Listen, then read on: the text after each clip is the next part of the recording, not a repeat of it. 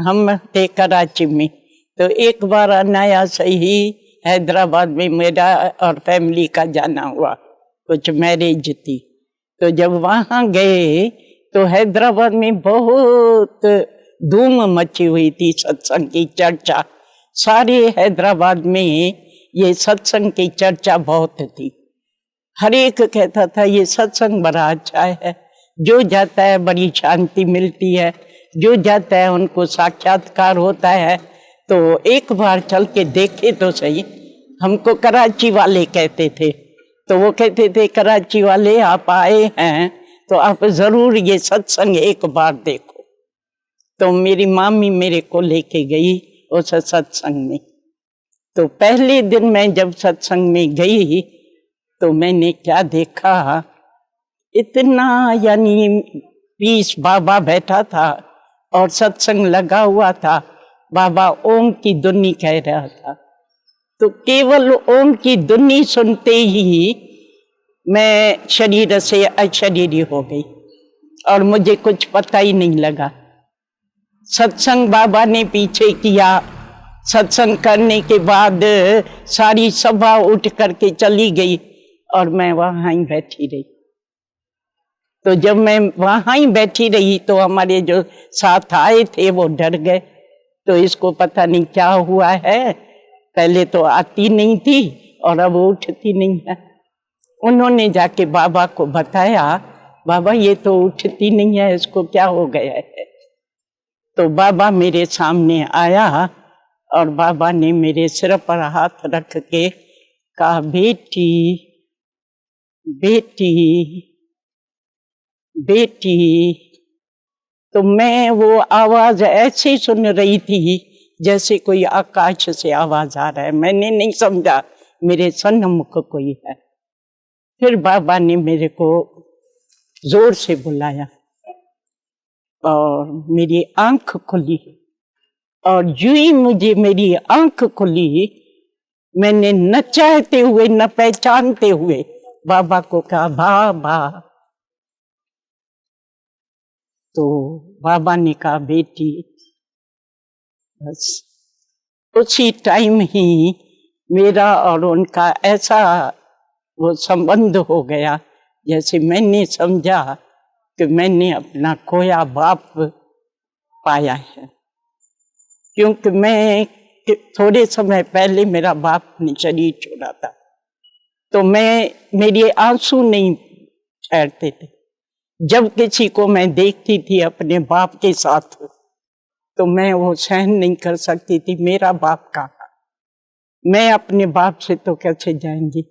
कोई मुझे कहता था चलो कोई फंक्शन है, कोई इधर घूमने चलो, मैं कहती थी जब मेरा बाप आएगा मैं अपने बाप के साथ। तो बाबा ने फिर मुझे दूसरे दिन के लिए निमंत्रण दिया, तो कल सुबह 10 बजे आना, मेरे साथ आके ब्रेकफास्ट करना। वो ब्रेकफास्ट जैसे का अभी तक भी मेरे मुख में है और मुझे बाप का संबंध जैसे कि मिल गया और मैं ये फील करती थी। तो जो बाप मेरा गया था वो बाप मेरे को मिल गया। और उसी दिन बाबा ने मेरे को ब्रेकफास्ट के बाद बैठ के ज्ञान समझाया। बाबा ने डायरेक्ट, बाबा के पास एक गोल सा बड़ा चित्र बना हुआ था शीशे पर पेंट, बहुत सुंदर था। वो ऐसा सुंदर अट्रैक्टिव लगता था वो चित्र। गोल शीशा था, उस पर बाबा ने 3 लोक बनाया था। तो मेरे को बताया, देख देव बेटी, ये है देवलोक और ये है मनुष्य लोक और ये है पाताल लोक।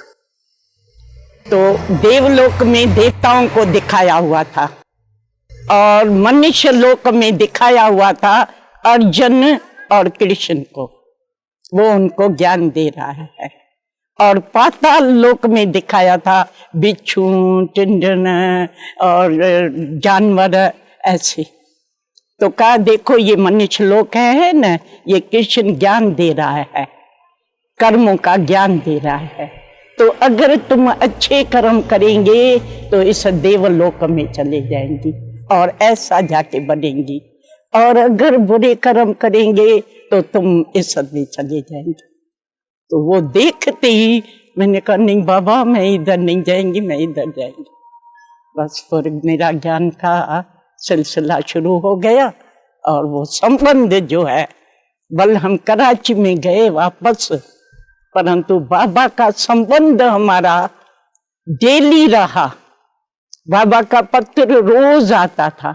जो बाबा नए गीत बनाते थे, जो बाबा वहां बताते थे, वो वानिया, उस दिनों में वानिया कहते थे, मुरली अभी कहते हैं, तो वो मुरलियां, गीत और बाबा का पत्र रोज पोस्ट में आता। और हमारा संबंध वो उसी से हम औरों को समझाते रहे। घर में सत्संग शुरू कर दिया। उम्र मेरी थी 12 बरस। फिर तो सारा परिवार तो क्या सब ज्ञान में चले। उनको हमने आकर के अपने घर में ज्ञान दिया। वो ज्ञान देख के, हमारी जीवन परिवर्तन देख के, मेरे को आंसू सूखा हुआ देख के सब कुछ हो गए। और सारी कराची वाले आते थे सत्संग में, सत्संग सुनने के लिए।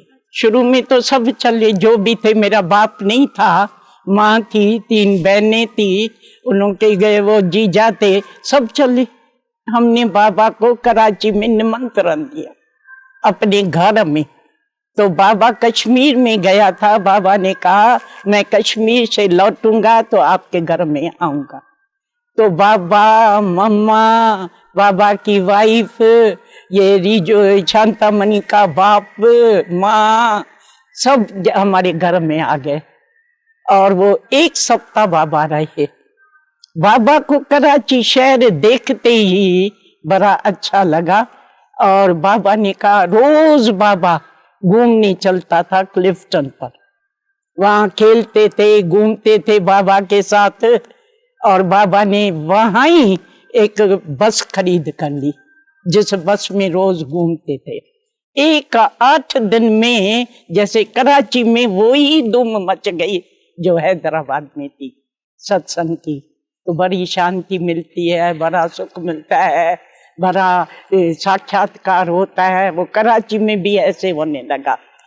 तो बाबा ने कहा तो ये तुम्हारा घर जो है वो ब्रांच रहेंगी ओम मंडली की। और उसी दिन से जो बाबा के शब्द पढ़े, उसी दिन से वो ब्रांच चलती आई है।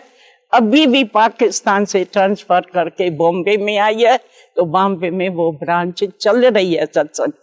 और वो सत्संग वाले अभी भी यहाँ इस फंक्शन में आए हुए। मेरे को वैसे बंधन नहीं था, क्योंकि सबको अच्छा लगा।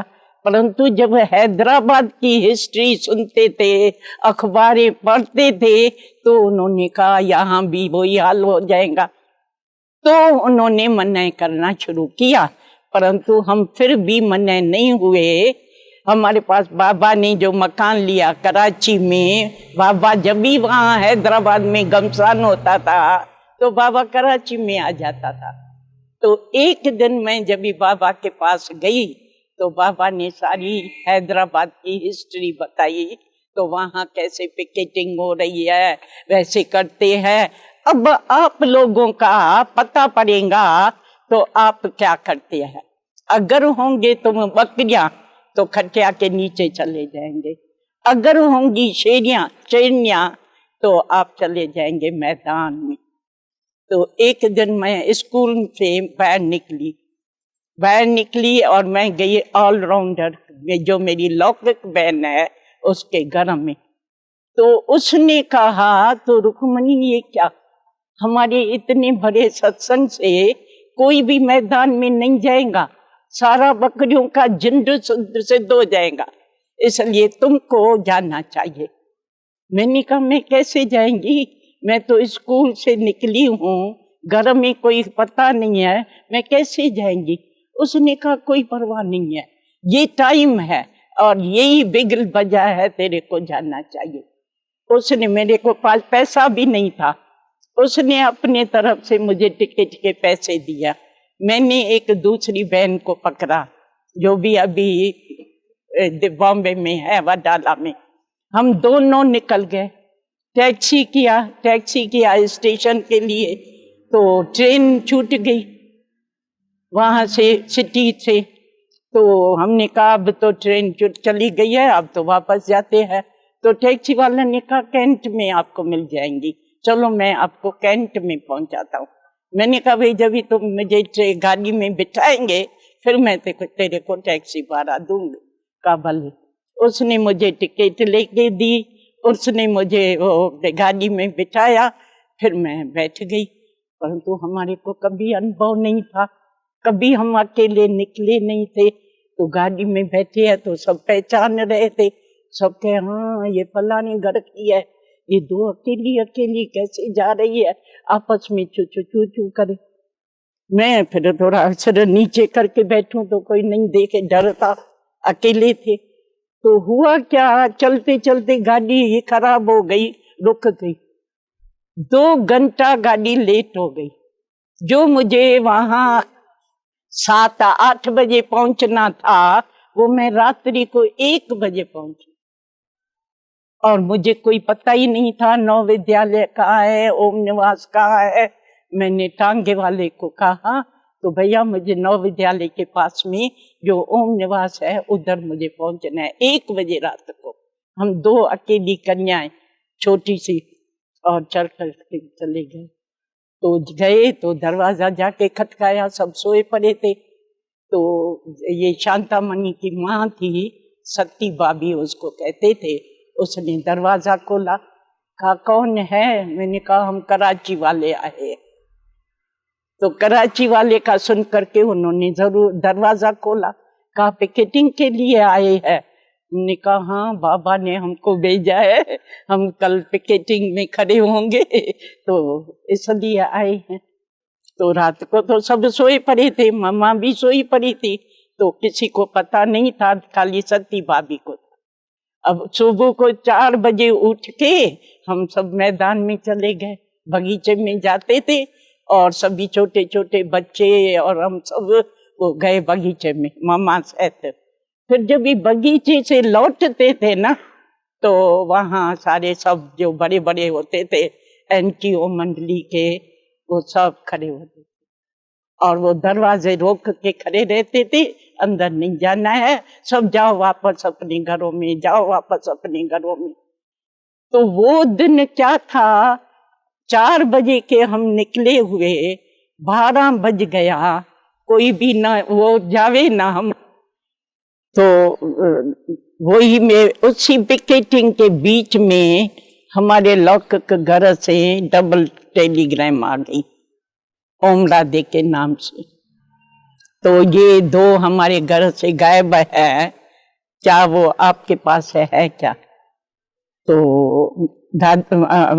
ओम राधे ने उसी टेलीग्राम जो रिटर्न थी उस पर लिख के दे दिया, तो हाँ वो आई हुई है और रिटर्न जो ट्रेन है उसमें आपके पास पहुंच जाएंगी। तो जब पिकेटिंग पूरी हुई, हम अंदर गए, पानी वानी पिया, खाना खाया। मम्मा ने कहा अभी 3 बजा है, आपको जाना है। मैंने कहा कैसे जाना है, हम तो ऐसे भाग के आए हैं, घर वाले तो हमारे को अंदर आने ही नहीं देंगे।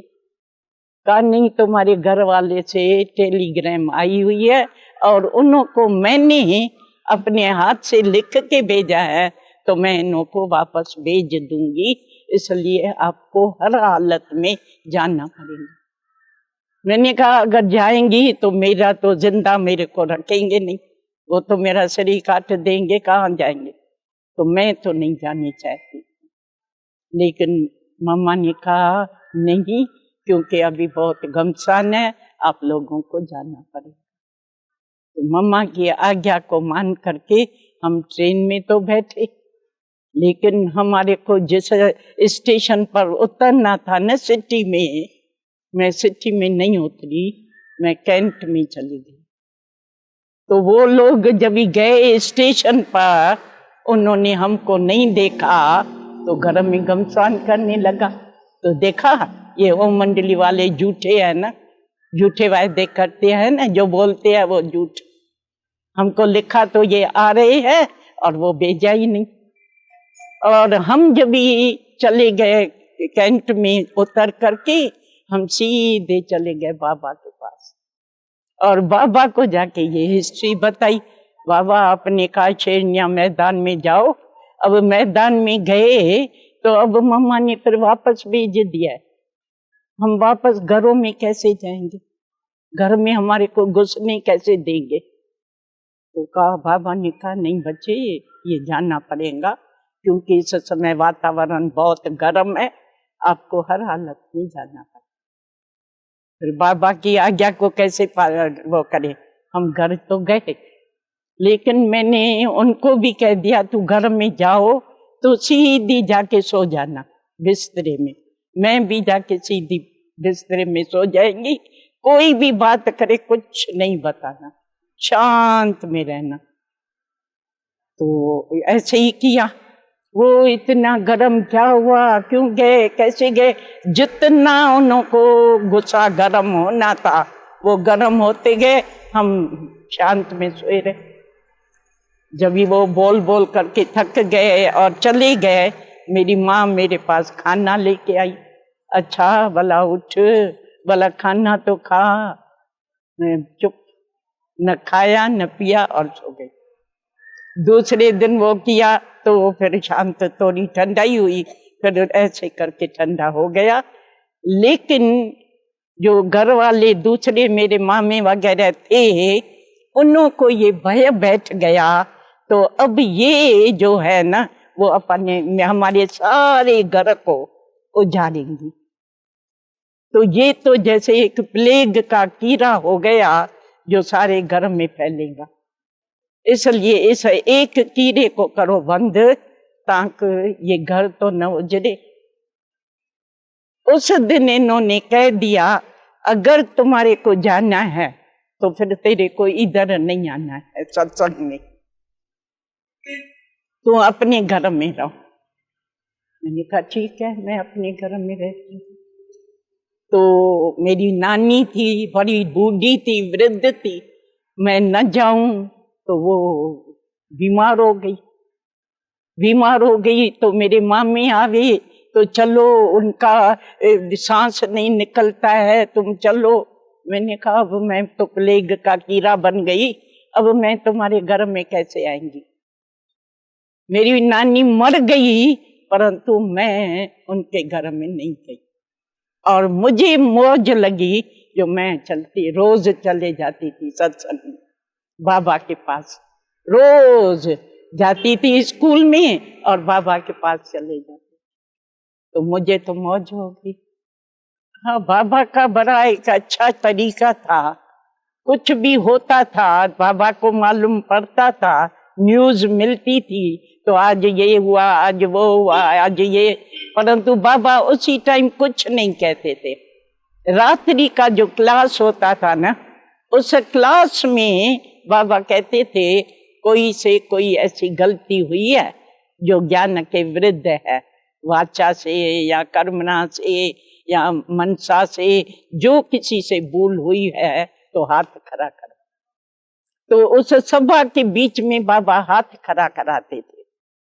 फिर अगर कोई लज्जा के मारे या देह अपमान के मारे सच नहीं बताते थे तो बाबा का दूसरा प्रश्न उठता था, अच्छा जिन्होंने देखा सुना हो ना तो वो हाथ खड़ा करे।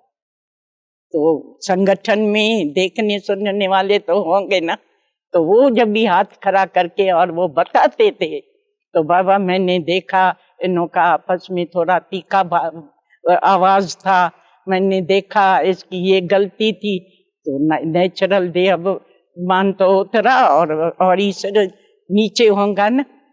तो इस कारण से वो जब भी सच बता देते थे ना बाबा को, फिर बाबा समझा करके और कुछ भी नहीं करता था।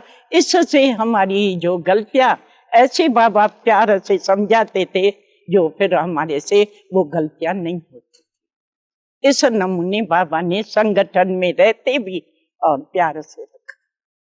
बाबा ने कहा ये था, तो हमारा बेगरी पाठ तो चल रहा था, वैसे बाबा को छोड़ने को तो मन नहीं कहता था, परंतु देखते थे आज ये गई आज वो गई, तो हमने समझा तो कभी न कभी हमारा भी टर्न आएगा। तो वो दिन भी आ गया। तो बाबा ने मेरे को बुला करके तेरे को जाना है दिल्ली में। उन दिनों में हमारे पास तो किराया भी नहीं होता था। तो बाबा ने कहा देखो वो राम तीरथ होता था, वो अमेरिका में गया, प्लेन में गया, उसके पास टिकट के पैसे नहीं थे। तो उन्होंने कहा, जिसने पूछा तो तेरे का टिकट कहाँ है, तो कहा तू ही तो देंगे। तो ऐसे कर करके वो अमेरिका तक जा सका, तो आप लोग दिल्ली तक नहीं जा सकते हो। तो ये अब पहली बार निकल रहे हैं और पैसा टिकट का भी नहीं मिले तो लगेगा तो सही ना। फिर भी बाबा ने कहा, बाबा ने हंसी खुदी में तो कह दिया, लेकिन फिर टिकट तो लेके दी और हम गए दिल्ली में। परंतु अजीब सा लगा, इतने सालों से हमने कभी किसी मनुष्य का मुंह नहीं देखा, कभी इतना अज्ञानियों का क्राउड नहीं देखा। मेरे को मनोहर दादी आई थी लेने, और वो स्टेशन पर जब भी टांगे में कहा, हम तो कभी टांगे वांगे देखा ही नहीं था, कराची में कोई टांगा नहीं होता था, घोड़े गाड़ी होती थी तो भी विक्टोरिया गाड़ी, और हम तो कारों में रहते थे। बाबा के पास भी सारी कारें और बसों में घूमे। तो ये टांगे में जब कहा चढ़ो, मैंने कहा इसमें कैसे चढ़ेंगे, ये तो गिर जाएंगे और घोड़ा तो गिरा देगा मेरे को। तो हंसने लगी, कहा इसी में ही चढ़ना पड़ेगा और चलना पड़ेगा। फिर तो बैठे और गए तो क्या देखा, वहां एक छोटा सा कमरा था। मैं समझती हूँ बहुत एक ये जो है ना ऐसे छोटा सा कमरा था, जिसमें हम 10-12 जने रहते थे। दीदी रहती थी, दीदी की माँ मेरे साथ चली थी, वो 10 जने हम रहते थे।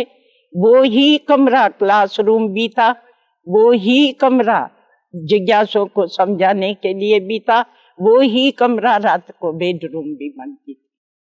और एक किचन था, सो भी बहुत छोटा सा, जिसमें खाना बनता था, और बाथरूम लेट्रिन तो मालिक मकान के साथ कंबाइंड थी, माना उन्हों के साथ थी।